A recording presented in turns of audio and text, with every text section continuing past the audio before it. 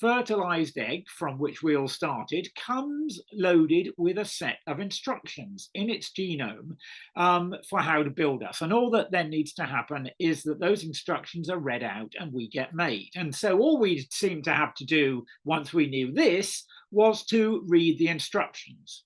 And that's what was that was the task of the Human Genome Project, which began in 1990 and was completed as at least a rough draft by the turn of the millennium.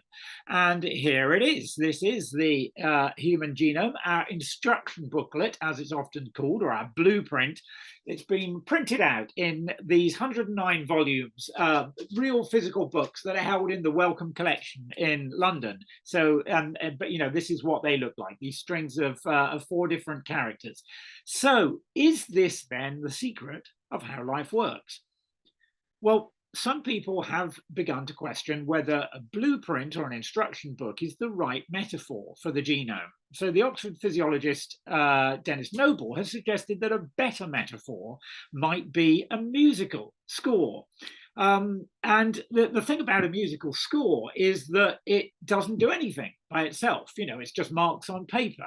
And by the same token, the human genome doesn't do anything by itself. You put it in a test tube and it'll just float there and do absolutely nothing. It's an inert molecule. It'll never produce a single cell, let alone a whole organism like us. Well, obviously, right? Obviously, you need, you know, in order to get music out of a score, you need an orchestra. And also what's nice about Dennis's metaphor is that you can see that then it's not so much that the musical score is the cause of the music, but that different musical scores, if each of them is given to an orchestra, account in some sense for the different music that they'll then go on and play. So the problem with saying that the genome is the secret of life is evidently that the genome is not what makes life happen. I mean, sure, life won't happen without it, just as Beethoven's Third Symphony here wouldn't have happened if he hadn't written the score. But what we're really saying is that for life to happen, the genome needs to go into something that is already living, into a living cell. Here's a way to think about that. The picture that we're often given about how organisms work is, in effect, something like this. You've got the genes, you've got this black box of complex stuff that goes on, and then out of it comes the organisms. And what goes on inside this black box is often said to be so horrendously complicated that it's best not even to try looking at it, but just rest assured that scientists are sorting it all out, and one day they'll have it all straight. But that neglects this inconvenient fact. DNA and genes are not alive. Organisms are alive. And so clearly, inside this black box is where life happens. So we really do need to take a look inside it. And that's what I'm going to give you a little glimpse of today. And, you know, I'll start by saying that in all its glory, it really is mind-bogglingly complicated. But I hope to persuade you that we can make some sense of it.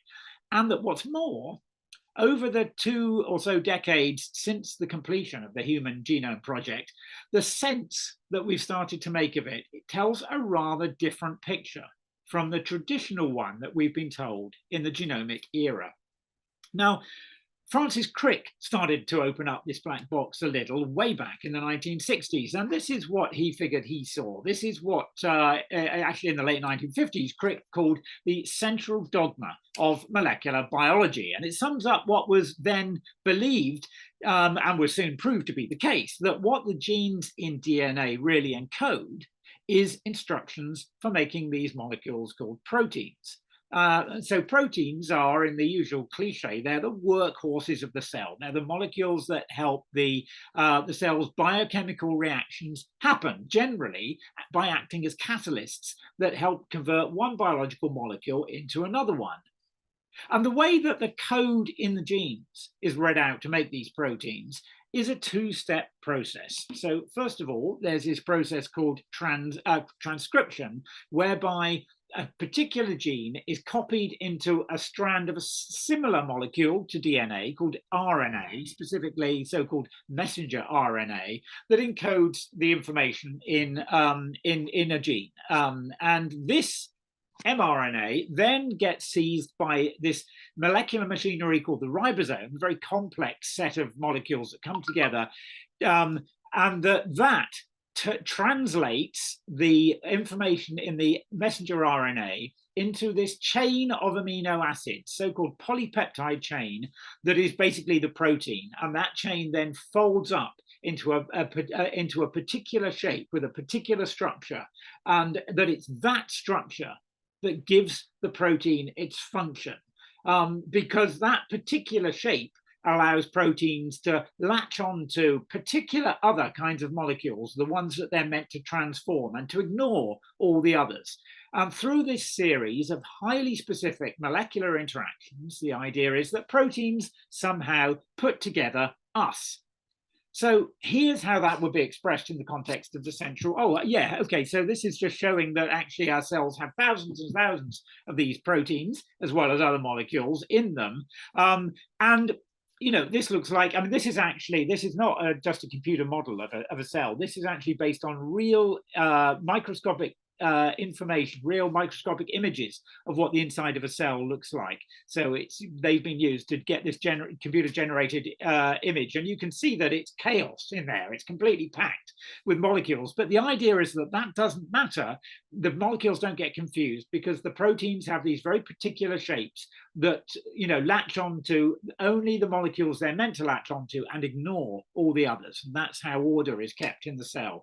So this is how this notion would be sort of expressed within the context of the central dogma, that proteins somehow give rise to organisms, or what I call this, this fancy word phenotype, which just basically means all the traits, all the characteristics, all the physical structures of the organism, you know, what color our eyes and skin are, even what behaviors we show. So basically the phenotype is our individual cells. And in this picture, it all comes from what's encoded in our DNA, or the so-called genotype.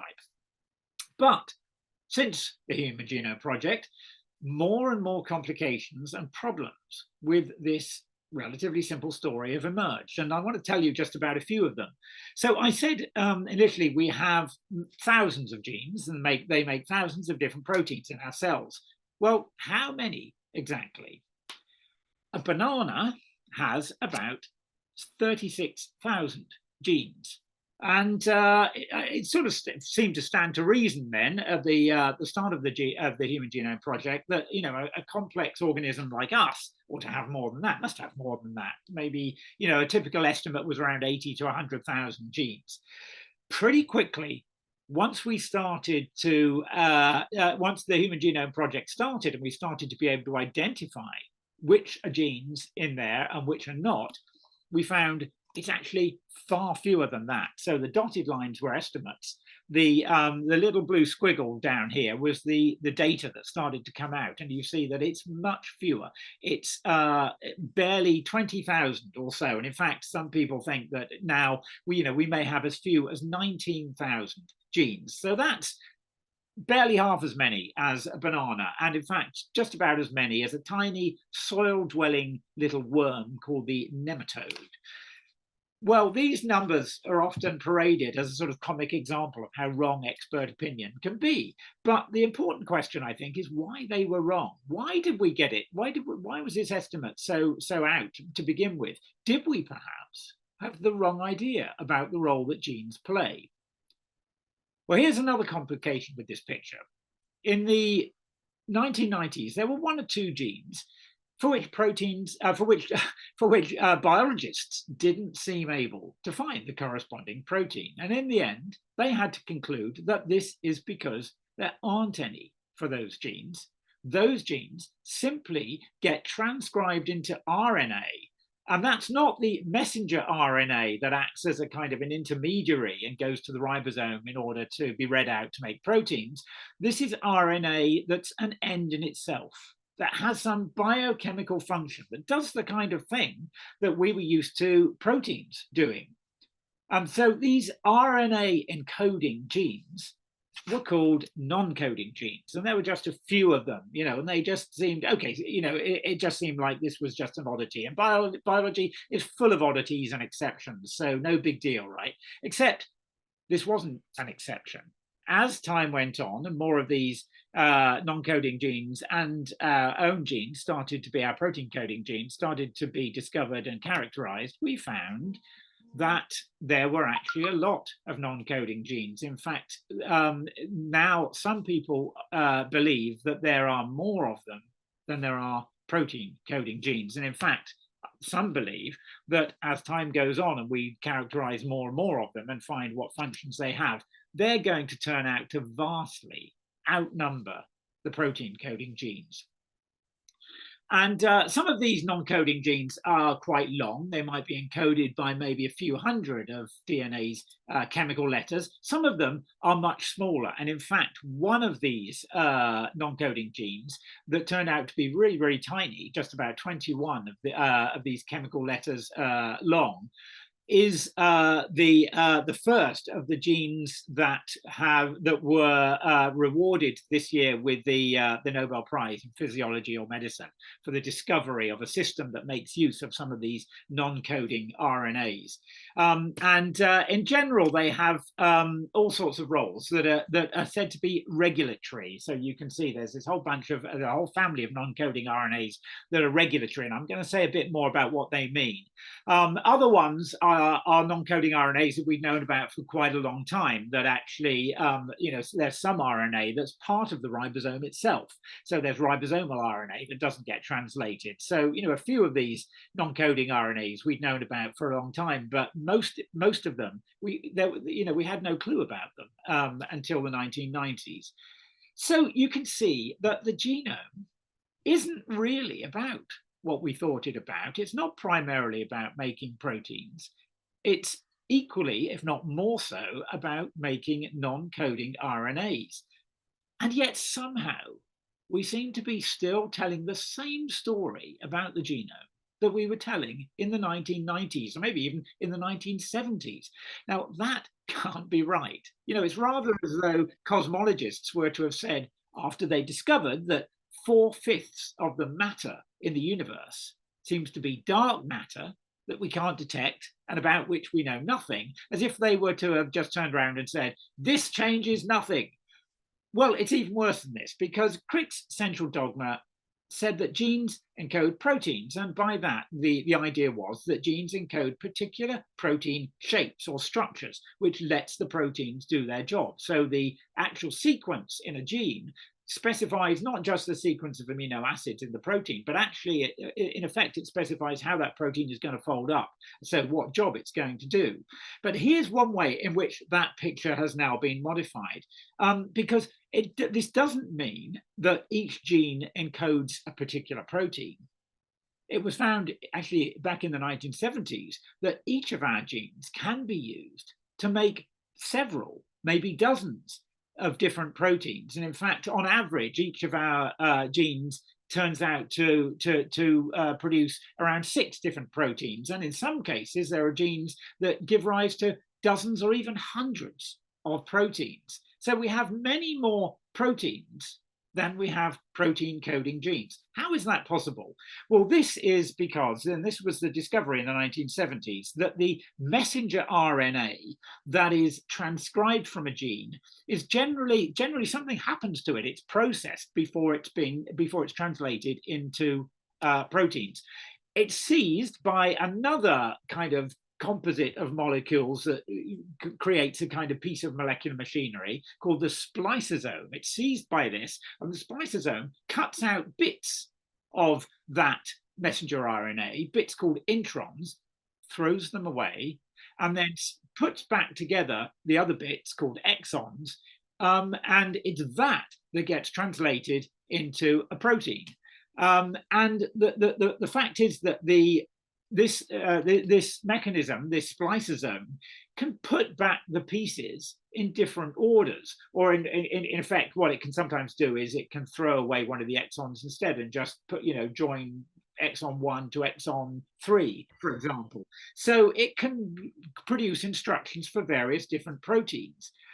And so the information here isn't, as the central dogma implied, isn't all coming from the genome, because the choice of which protein to make seems, at least in part, to be determined by higher order information, so that the same gene will give rise to different proteins in different tissues of our bodies. Now, some of these proteins that are sort of spliced in different ways, some of them are probably don't do anything functional. They don't all have jobs, and certainly the genes that make hundreds of them, probably lots of them are just kind of waste in a way. But it seems clear that this stitching together, this creation of different proteins from the same gene, is a fundamental part of what goes on in this process in complex multi-tissue organisms like us. So this is what that all means from the point of view of the central dogma, that some of the information for making a protein doesn't come from RNA, but it comes from the outside. And this is just one of the ways in which to build us and to keep us alive all these years. Information doesn't just flow upwards from the genes in DNA to proteins and then to higher levels of organization. It flows all over the place, up and back down, from higher levels, from cells and from tissues, back down to control what proteins are made from particular genes, and in all sorts of ways. And some of the RNA doesn't go to proteins; it affects other things in the cell that give rise to different phenotypes, and so on. And so, what this really means is that this isn't a closed informational system with one-way flow; it's an open system.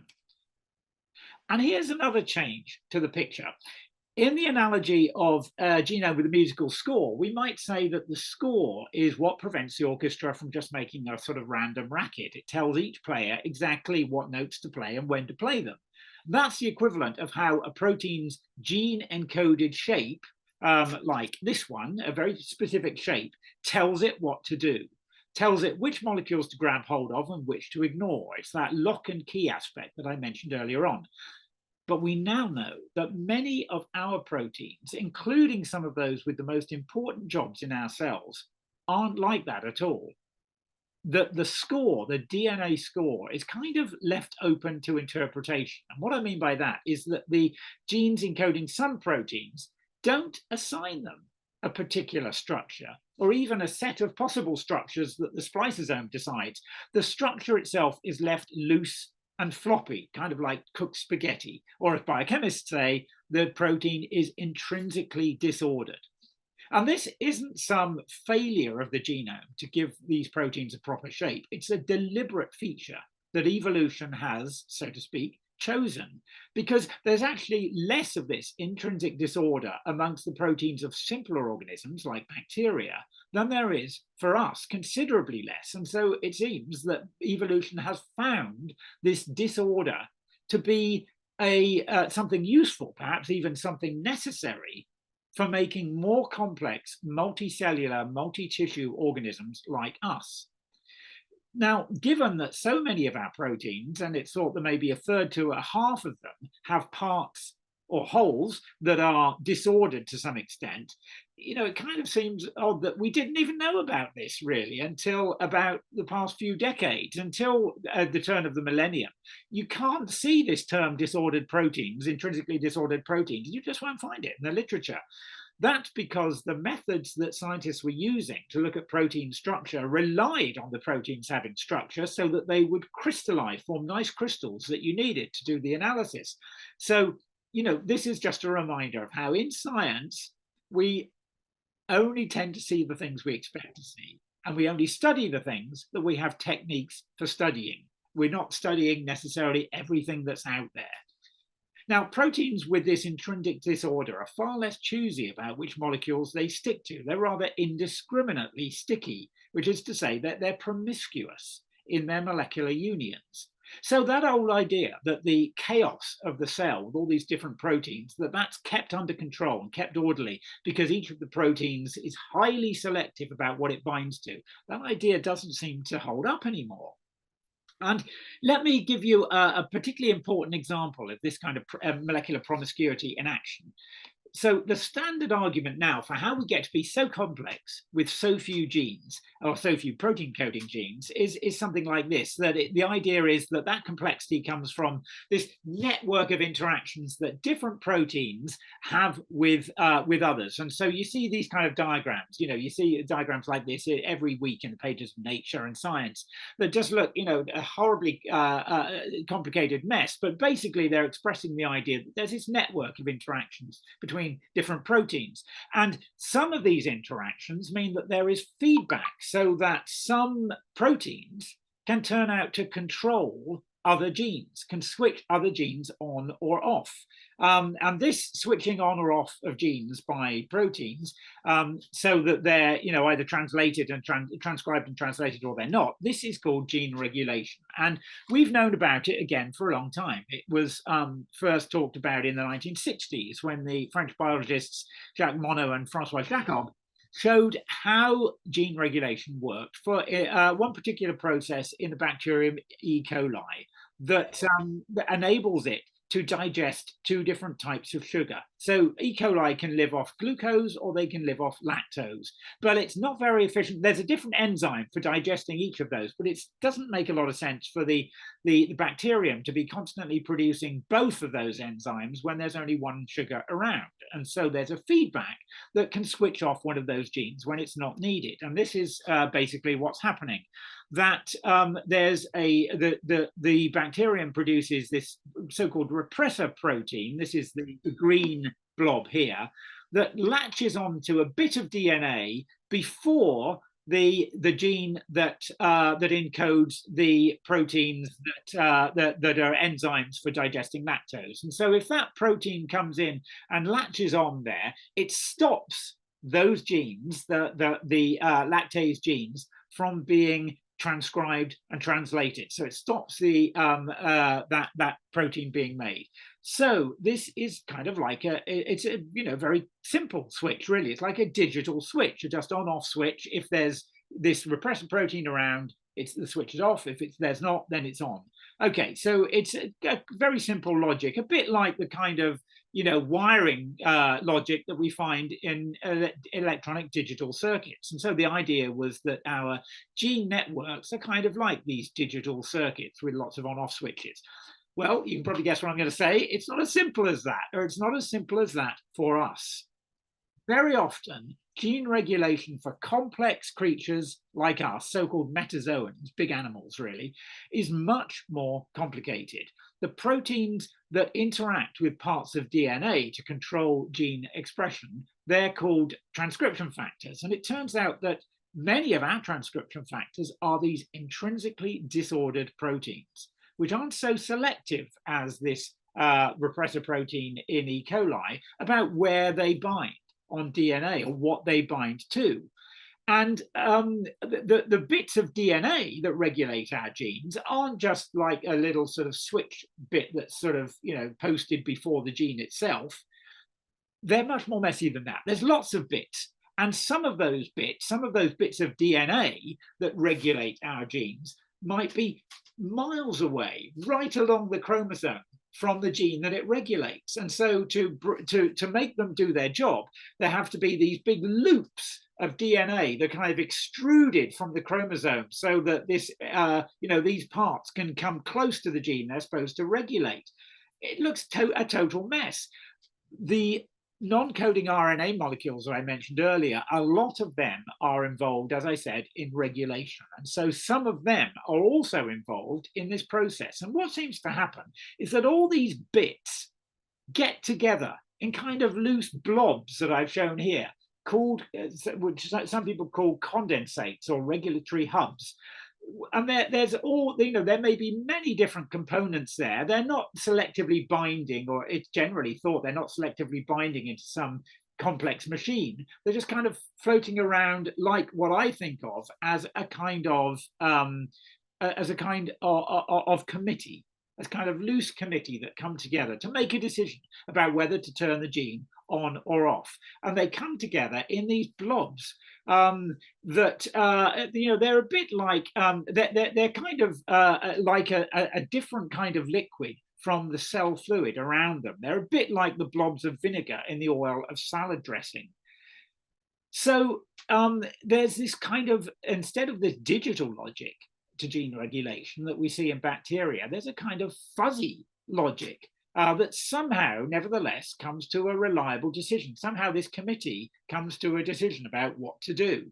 And these sorts of blobs, these condensates made of many different molecules loosely bound together, they're not just involved in gene regulation, they seem to be involved in all kinds of cell processes. And they're generally called biomolecular condensates. So we find them involved in, for example, how cells survive stresses like heat, how they repair damaged DNA. Typically, they're made up from proteins, often disordered, intrinsically disordered proteins, and these non-coding RNA molecules. And they seem to be a key feature of how cells, particularly the cells, again, of complex creatures like us, how they organize and compartmentalize their molecular components. So this sort of fuzziness and the way that it produces collective decisions rather than the sort of digital logic based on precise molecular unions, this is a characteristic feature of molecular biology, and particularly our molecular biology. And there's still a lot that we don't understand about how it works. But I think we can start to see why it is that for us, life works in this fuzzy, analog, rather open-ended way. Because when you start to think about it, the more complex an organism is, the more a blueprint or a genetic instruction book looks like a really terrible idea for how it should work. If it's working correctly, depends on all of those instructions being perfectly executed in just the right place at just the right time. That's not going to happen in the molecular world, which is noisy and stochastic and random. You know, it's like sort of thinking of a stupidly complex, clockwork mechanism like this, obviously AI generated one here, expecting every one of those cogs to be in the right place for everything to keep working. And it's worse than that, because it's like having a mechanism like this that you expect to be working as you put it in a warm bath and shake it around. That's not going to happen. So instead, if we have these fuzzy mechanisms where the details don't matter, where it doesn't actually matter if you have, a precise set of molecules together in these condensates or in these hubs or whatever, as long as you've got enough of the right sort of ones, as long as you've got enough committee members to be quorate, the committee can still come to a good decision. And what these principles, these fuzzy principles, really amount to is taking the responsibility for the correct functioning off the lower level of the system, the lowest level, the genes, and handing it up to a higher level of organization. In other words, the way we work is designed specifically, I think, to take the pressure off our genes, to make them, in a sense, no longer the real cause of what's going on at higher levels of our traits and our behaviors, of our phenotype. So then mistakes and malfunctions that happen at the lowest level because this molecule wasn't made properly or it didn't happen to be in the right place at the right time, they can be compensated for higher up. And I want to give you an example of how these higher level principles help organize our tissues and our bodies by this kind of dispersal of responsibility so that they involve genes without being blueprinted by them. So it's the example of why we have 5 fingers. And typically, most of us do have 5 fingers on each hand, 5 toes on each foot. There's no gene that specifies that fiveness, if you like. The way our fingers are now thought to grow is that in the paddle-like limb bud of an embryo, where there are no fingers at all to begin with, there's a small set of general purpose developmental proteins that interact with one another in a way that was first predicted by the mathematician Alan Turing in 1952.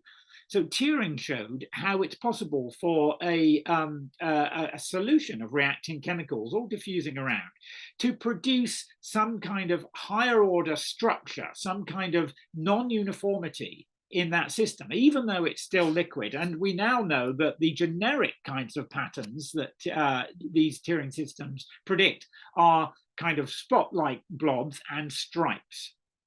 And that's what seems to happen here in the formation of our digits, that our fingers are like Turing stripes that develop as in a radiating fashion in the tip of these limb buds. And that those, so that where there's the concentration of particular developmental proteins, that triggers those cells to start forming bone, to lay down the skeleton. The reason there's only 5 of them is that they have a particular width, an intrinsic width, these stripes, and they grow at just the stage of development where precisely 5 of them will fit within the embryonic limb bud. And we can see that here the genes are providing resources for a body plan, but they don't necessarily prescribe, in some sense, that body plan. So we can see that if you tweak those conditions a little bit, you might get fewer. You might make the stripes narrower, or you might get them growing at a different stage of development, and then you might get more of them. And that's what people now think happens when we see, for example, the same system being used to grow the many more dermal bones in the fins of certain fish. So you can see that that here the key genes and proteins, they're providing resources for this process rather than prescribing the process itself. And many of these proteins that are involved in digit formation, they're not specific to digit formation. They're proteins that you find cropping up in all sorts of other developmental processes. So the gene for them isn't in any sense a gene for finger growth. It's just a gene that's providing a developmental resource that the developing embryo is then able to make use of in various different ways, depending on when they're produced and under what circumstances. So this is really a shift in the true location of causes in biology. And that's not just a sort of metaphorical way of speaking, it's something we can measure. When the primary cause of the behavior of some complex system arises not at the lowest levels of the systems, as they do for clockwork, with the cogs and so on, but when they appear at higher levels of organization, this is what scientists call causal emergence. And we see it all the time in our social structures, for example. There's causal emergence in a company, which again can still operate if, not all the workers are present, if some of them are off sick, because there are ways collectively of compensating for that higher up. We see this kind of causal emergence in the flocking of birds, so that if one of these birds is doing something a bit odd or eccentric, it doesn't send the whole flock into chaos. There's still a robust pattern that forms. So this larger scale organization is then robust against micro scale sort of fluctuations or oddities. And there are ways that we can actually quantify and measure causal emergence in complex systems. And when a team of scientists used those methods to compare the amount of causal emergence in complex organisms like us, so-called eukaryotes, and simple prokaryotes like bacteria, they found that there was a clear difference, that there was actually more causal emergence in us. And I suggest we think of this as causal spreading. So it's not that the causation is just shifting to higher levels; it's spreading through all of them. So there are some traits for which we can still meaningfully say that they're caused by genes, but most of our traits, and certainly our complex traits like intelligence and height and so on, are caused at higher level than genes themselves, even though changes in genes can influence those traits. Now, perhaps I think the ultimate expression of this causal spreading, I always think, is our brains. John mentioned this chat I had with Richard Dawkins earlier. In The Selfish Gene, Richard sounds almost affronted by the fact that sometimes we can do things that seem to go against what our genes should be telling us to do. We do things that don't seem to have a survival value. But this is precisely the point of brains. That the challenges that we face in our very diverse organisms aren't ones that can be anticipated in our genes. Every day we face challenges that we have never faced before, today of all days. And we couldn't manage those situations if everything was left to our genes to sort of tell us what to do. Brains are a way of taking that responsibility away and giving it to a higher level system that works according to fuzzy rules of thumb, heuristics that kind of think, well, generally speaking, this is probably what I should do under this circumstance. I can't compute the answer. Nothing in my genes is going to tell me the answer. The brain is there to cope with a situation like that. This way of behaving, not through totally automated and predictable machine-like behavior programmed at the lowest level, but by cognitive processing. This isn't just, I'm not just using this as an analogy for how all life works. I think that actually there is a sense in which it's happening even at the level of just single-celled organisms. And this is something that others have started to say. The biologists Mike Levin and the philosopher Dan Dennett have suggested that actually we should think of life as cognition all the way down. Now, this doesn't mean that bacteria have a mind worthy of the name, let alone any kind of awareness. I mean, some people think it might, but it doesn't have to have. Cognition doesn't have to imply consciousness. It's just a different way of processing than sort of bottom-up computation.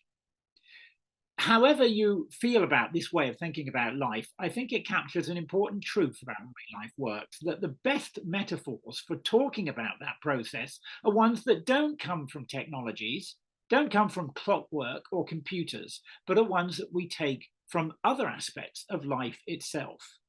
Because what really distinguishes living things from machines, or certainly any machines we've yet made, is that they're not automata like this, but that they have agency. And by that, I mean that they are able to manipulate themselves and their environments to alter both of those things in order to try to attain some self-determined goals.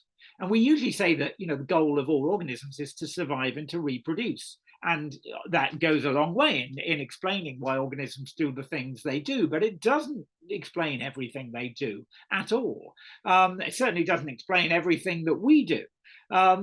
So, I think that all animals, probably all creatures to some extent, have agendas and purposes of their own that are not obviously linked or dictated by evolutionary imperatives and aren't completely predictable. Even single cells, to some extent, set their own agendas. They're not just, responding in a stimulus response manner. And I think that displaying agency is a more fruitful and general way to think about what living systems do, and in fact, what they are, than some checklist of, they have to reproduce and metabolize and all the rest of it. That's why to have an overarching view of how life works, I think that biology needs to develop an understanding and hopefully a theory of agency. And I don't know what that will consist of yet, but there are plenty of people thinking about it. And this book by the neuroscientist Kevin Mitchell does a great job of starting to explore what we might look for in a theory of agency. Okay, so this new view of how life works, I think it matters particularly when life isn't working so well, when we want to put it right. So it matters for medicine. The issue of causal spreading matters in medicine, because if we want to make some change to what's going on in an organism, then we are going to be most likely to do that if we intervene at the level where that particular behavior or outcome is caused. So if the cause really is of a disease, let's say, really is a gene, then we might go in and try to do something with that gene. And this is what we often hear about when we hear about genomic medicine and gene editing to try to cure disease. We often hear about things like sickle cell disease, because that is one of those rare cases, those rare diseases that really does seem to be linked in a causal manner to a particular gene and to a mutation in a particular gene. So we can think about using gene editing to put it right. But I think it's a fairly well-kept secret that most of the regions of the genome that are even found to be associated with many common diseases aren't in genes at all. They're within non-coding parts of the genome, in particular, probably these non-coding regions that have some regulatory function.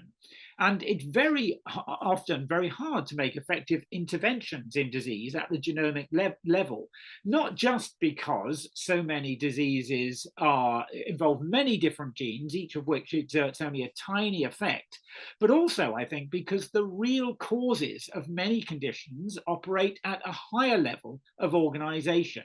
This would seem to be true for COVID, for example, where the problem was was what our immune system was doing, as it very generally is for so many diseases. And so we need to intervene at the level of affecting the immune system rather than trying to do some tweaking of genes. Some tweaking of genes might actually help for some aspects of it, but really the root problem lies at a higher level. This is why I think so many gene-based approaches to medicine, and particularly to cancer treatment, have been disappointing. Because, cancers have been thought to arise from mutations that happen to our genes.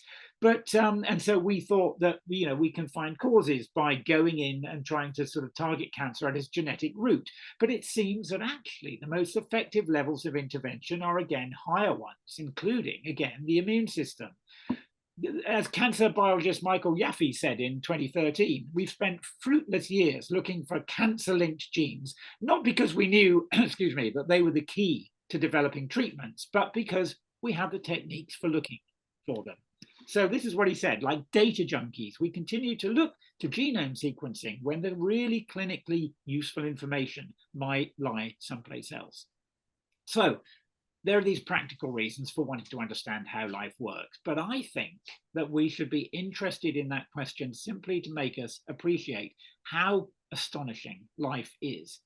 The idea that what makes living matter alive and different from a rock, the idea that that's just because it's been pre-programmed to be alive is not just, I think, wrong now, but it's also very boring.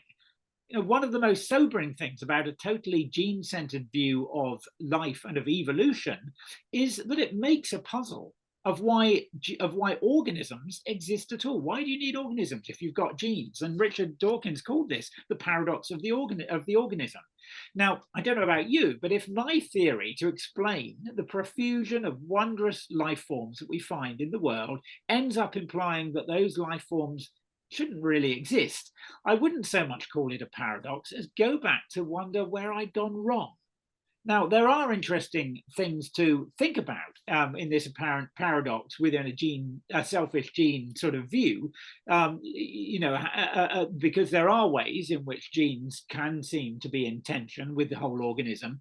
But I think it's not too hard to see why we ended up at this point here, because if you have taken all the genuine agency that exists in real organisms and squeezed it into the genes to make them look like little organisms in their own right, all competing with one another in some undifferentiated pool of genes with an agency they don't really possess, then it's no surprise that you seem no longer to require the real agents, the organisms, at all. And this idea that an account of life is to be found by gradually increasing the level of magnification until we arrive at some molecule, this is a fantasy, and it's always been by some recognized as such. The Nobel laureate biochemist Albert Szent-Györgyi understood this very well when he said, "My own scientific career was a descent from higher to lower dimension, led by a desire to understand life. I went from animals to cells, from cells to bacteria, from bacteria to molecules. On my way, life ran out between my fingers." So what this really comes down to is looking for an explanation of how life works that really does justice to the truly amazing nature of life itself. Saying that life is just a machine made by genes, or that it's just like a computer running a program, is not only wrong from the point of view of what modern biology seems to be telling us, it banishes life altogether from biology, and that would seem pretty tragic. The eminent physicist Michael Berry recently told me that he was asked what is the biggest unsolved problem in physics, and he imagined that the questioner was expecting him to say something like dark matter or quantum gravity, but he found himself saying that if, as we think, all matter is described by quantum mechanics, where does the aliveness of living matter come from? Now, he didn't mean, thank God, that it must come from some sort of quantum explanation, but he meant that living matter is profoundly different from other kinds of matter, and we don't really know why. Parts of the universe, parts like this, have become aware of themselves and their place within it. And I think biologists should never forget that what they're really trying to understand and explain is that. So no wonder it's really hard, but I think we should refuse too cheap too mechanical and too reductive an answer to that question, or to this question, which I think is the most profound facing science at the moment. Thank you. I'm clapping on behalf of everybody out there, Philip. Thank you so much. All right. So I've got a bunch of questions. I want to remind the audience that they can submit questions by chat. So here's my question. So in the 1990s, as you know, there was this sense among some scientists that science was basically getting it right, getting nature right, that the physicists, the standard model plus general relativity represented a pretty good picture of the physical laws, and evolution, modern evolutionary theory plus DNA-based genetics gave us the basic framework for understanding life. So when I listen to you, it seems like the paradigm that we've had for understanding life is really wobbling. So I guess my question is, to what extent is the science that you're describing revolutionary, paradigm shattering, and possibly leading to not necessarily just deeper and deeper complexity, but a brand new paradigm for understanding how life works? Well, thanks for asking, John, and I'm kind of a little bit conservative about that in a way, and partly that's because what I don't want to do is to suggest, oh, those idiot molecular biologists of the 1970s and 1980s, they got it all wrong. Why did they think this? Of course, they were, smart people who had very good reasons for thinking the way they did, but in a way, it feels to me this is science as normal. It progresses. We find out new things, and that means we have to change our ideas, like physicists are doing all the time. One of the ways in which that happened is that we made the very sensible move of starting off looking at the simplest organisms like bacteria, and we made the very reasonable assumption that probably those principles would apply to us too. And of course some of them do. We all both use DNA and proteins and all the rest of it, and we're cells, but some of them don't. And the fact that we have these fuzzier logics is one of them, and we see that in many different ways. And I've only talked about some of them. When we step back and think about it, it seems to me to totally stand to reason why we should work that way, why we should need that much more error tolerant, sort of mechanism that doesn't rely on the fine details being right. So it stands to reason, but we were, in some ways, we were misled by thinking that what we found out, which seemed to be a fairly simple picture in some ways for bacteria, was going all to translate to, what we knew now.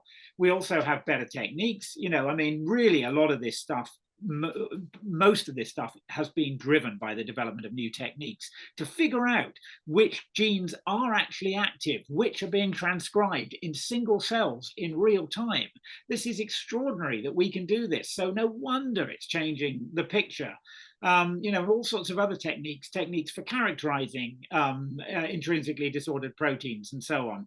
So, that's normal science as well, that you get new techniques, you realize that, you have new questions. So, I kind of see it as it is evolutionary rather than revolutionary, but, you evolve for long enough and you find that you're in a very different place from where you started from. And I think that's what's happened with biology. And I think that there is an inertia now that's kind of, it's preventing a recognition of how profoundly some of these ideas have changed. I think it's also complicated by the fact that there was this huge hype around the Human Genome Project. It's a massively valuable resource. It was well worth doing, but the things, there were people, including Francis Collins, who told us this was going to tell us how life works. And so, that's a pretty embarrassing thing to have to confront, that actually it's not going to do that. We had the wrong paradigm to try to understand it, with. Also, there's a lot of careers invested in it. There's a lot of money invested in it. So I think there are these other forces that are sort of inhibiting this sort of recognition of a big picture. But yeah, I absolutely don't want to suggest that this trashes everything that went before, and why the hell were we so stupid earlier? It's really not that. It's science just doing its stuff, and that's why it's so exciting in what's happening in molecular biology at the moment. Much more exciting than when everything was just about sequencing the genome. Yeah. Okay. A couple of my colleagues have raised questions. The first one is from Greg Morgan, who is a professor of the philosophy of biology. And do you want me to read it, or do you want to look at it in Oh, yeah, chat? yeah, okay. Are you aware of developmental systems theory? Paul Griffiths rings the bell. Created by philosophers who made many of your points back in the 1990s, decentering the gene in development of organisms. Some published debates with Dawkins. What do you think?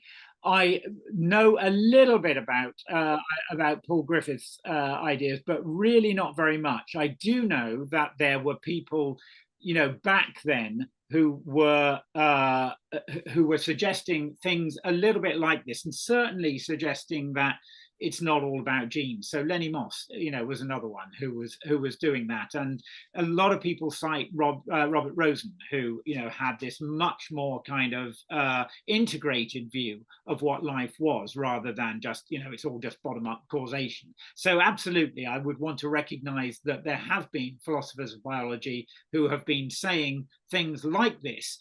I think what's different now is that we can really put some, if I'm allowed to put it this way, we can put some meat on those bones, because we can see from the biology itself. Back then it was just, maybe this story doesn't quite add up. Now the biology itself is telling us, with all of this, these regulatory, this complexity in gene regulation, the fact that we know about intrinsically disordered proteins that are much more promiscuous, and that we know about non-coding RNA, and we know about condensates being this higher level of organization that just wasn't recognized, until 2009.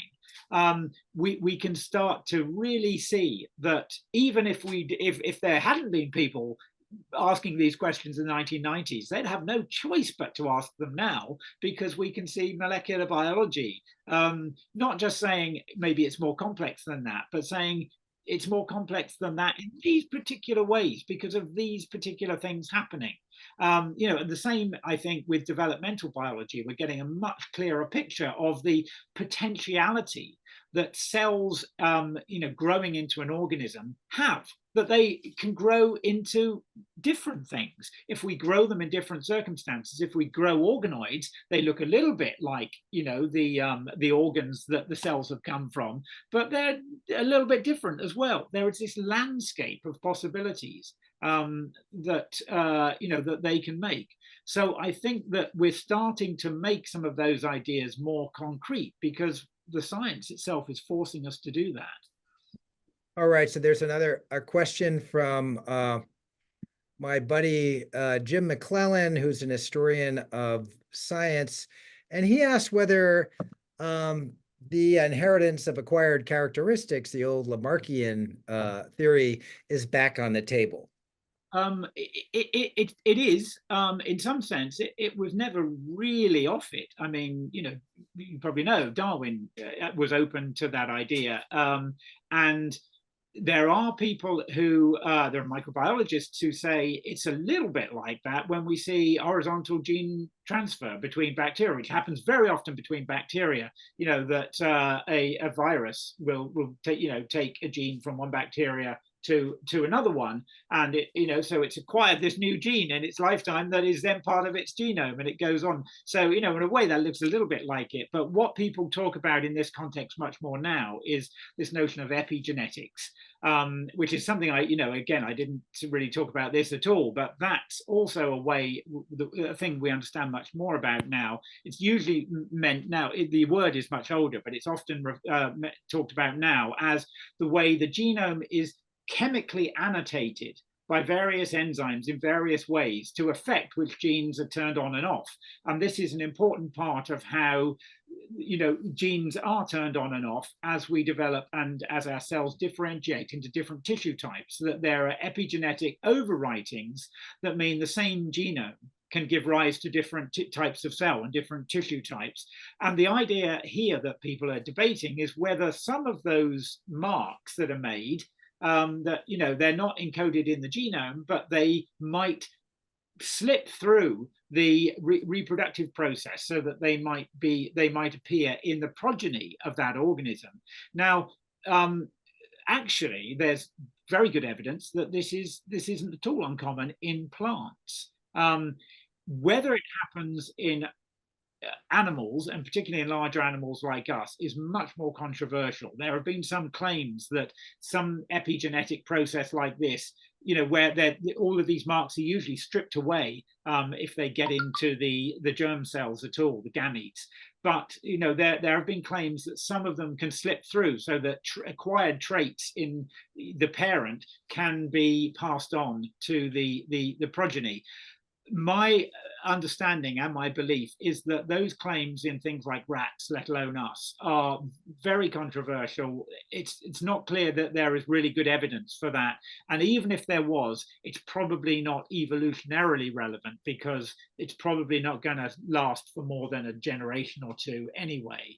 But the whole way in which epigenetics works has opened up all sorts of questions, because that too is a very complex regulatory system that doesn't seem to have a clear digital logic to it.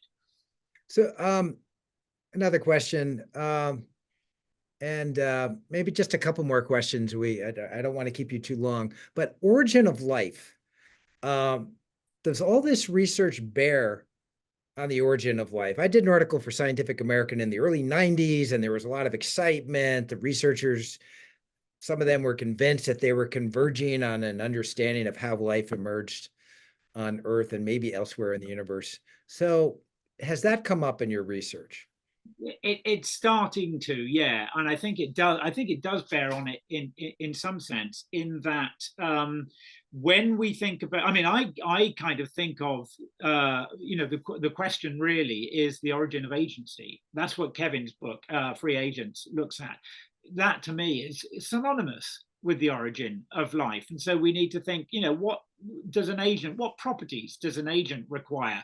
So it's a different kind of conversation to thinking about, how do we get a molecule that self-replicates? I don't think there are many people now who believe, life probably started with, a self-replicating molecule that made copies of itself, and then it mutated, and then somehow it got into this complex system. Because when we recognize the cell as the minimal unit of life, then we have to think, well, how do you get something out of nowhere that has that kind of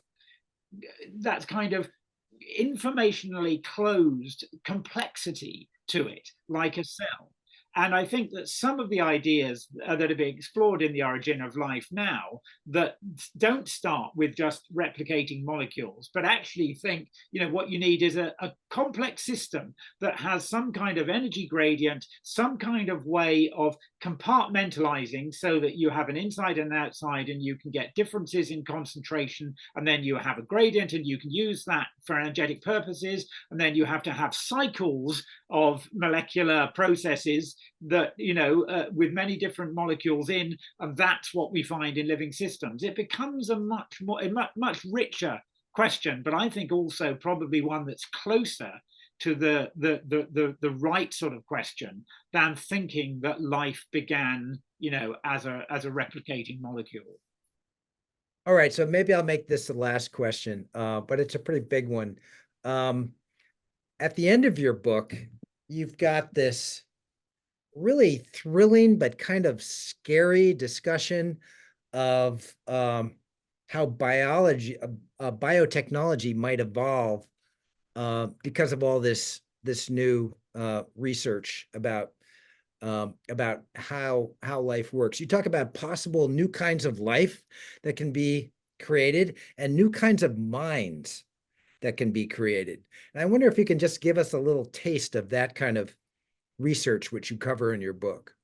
Yeah, well, I think once we get away from this idea that like living organisms are just read out from blueprints that specify what they're going to be like, once we sort of see life as more generative of possibilities, using the molecular resources of cells and the molecules that they can produce, then it's not clear what the limits are on that. And we are, like I said, we're starting to be able to explore that space with, for example, for example, stem cell technologies that can allow multicellular systems to develop under different constraints than they experience in utero, and to see what comes out of that. And I think it feels clear to me that that's really the way to look at these systems, that there are generative rules that cells have thanks to the molecular resources that they have and the ways that they use them. There are generative rules that help them assemble in different ways. And there's no unique outcome of that. In fact, we should always have known that, because that's exactly what we see in human development. Most often when identical twins form, it's not genetic.